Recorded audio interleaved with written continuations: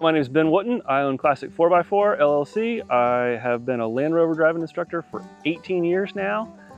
Work with other OEMs and do a lot of private training and guided trips.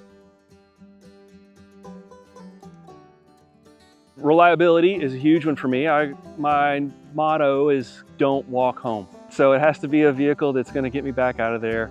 I mean, obviously you start where the tire meets the ground. I'd had several Gladiators at my private classes, was really impressed. And I thought, that's the compromise. That's the one that's gonna tick all the boxes, you know?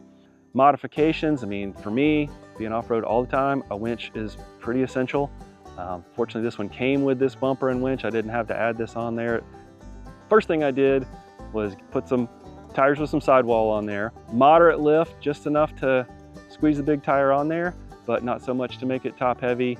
Really fought with putting a big rack on the back and rooftop tent and all that stuff, but a lot of the trails I like to do are techy enough that you don't want that weight up high, you don't want that sort of wobbling with the vehicle. Mild lift, winch and bumpers, skid plates. That was one of the first ones, was to put some skid plates underneath the vulnerable spots. And otherwise, Gladiator's pretty good to go.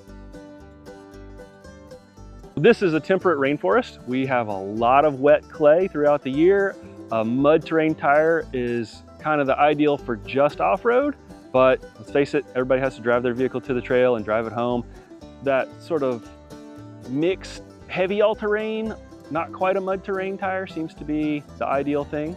Buzzard Roost is relatively close to Asheville. It's public access. It's got enough challenge to keep it interesting, and the views off the top are just awesome. You look down on Interstate 40 and cars look like little bitty ants. Also, it's right at the end of Hurricane Creek if you decided to go that route.